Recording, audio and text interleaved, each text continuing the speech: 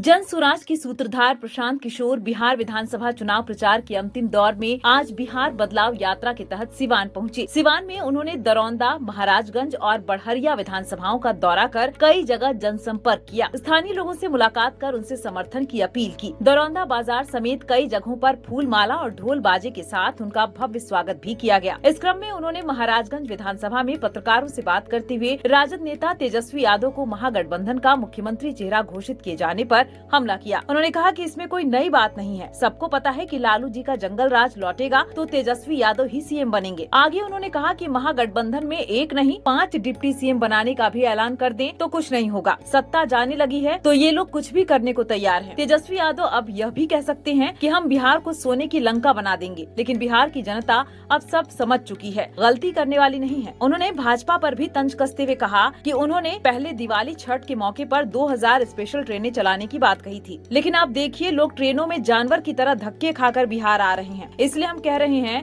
कि एक बार अपने बच्चों के रोजगार के लिए वोट कीजिए। इस साल छठ के बाद बिहार के बच्चे रोजी रोजगार के लिए बाहर नहीं जाएंगे। भैया अब 15 दिन रह गया है। अब बिहार में बदलाव की पूरी तैयारी हो गई है। अब लालू, नीतीश, मोदी, अमित शाह का राज खत्म। अब बिहार में बिहार के लोगों का राज होगा, जनता का राज होगा, जन स्वराज होगा और उसकी बानगी हो गई है। अब कोई इसको रोक नहीं सकता है। बिहार की जनता पूरी तरीके से तैयार है। आप देखिए कि भाजपा के लोगों ने कहा कि छठ के लिए, दिवाली के लिए 2000 स्पेशल ट्रेन चलेगा और आप देख रहे हैं गांव-गांव में लोग कितना परेशान हैं। कोई घर वापस नहीं आ पा रहा है। कैसे जानवर की तरह लोग स्टेशनों पर, गाड़ियों में, बस में, ट्रेन में धक्का खाकर आ रहे हैं। यही बात जन स्वराज 3 बरस से कह रहा है। अगर अपने बच्चों को बाहर नहीं भेजना है, अगर पलायन नहीं करना है, मजदूरी नहीं करना है, तो एक बार अपने बच्चों के लिए, उनके रोजगार के लिए वोट दीजिए। स्कूल के बस्ता छाप पर बटन दबाइए और छठ के बाद कोई बिहार से बाहर नहीं जाएगा। प्रशांत जी जितने मजबूती के साथ आप कल पद यात्रा किए थे, चुनाव आते उम्मीदवार इतने ही फीके पड़ गए हैं। आपको उम्मीदवार कौन उम्मीदवार फीके पड़ गए? आपको उम्मीदवार, सारे उम्मीदवार लोग सिवान में वही हाल है। अच्छा, यहाँ पर अभी ये प्रदीप राय जी लड़ रहे हैं।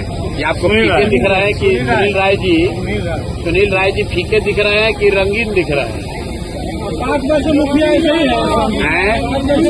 तेजस्वी यादव को सीएम से घोषित किया गया है।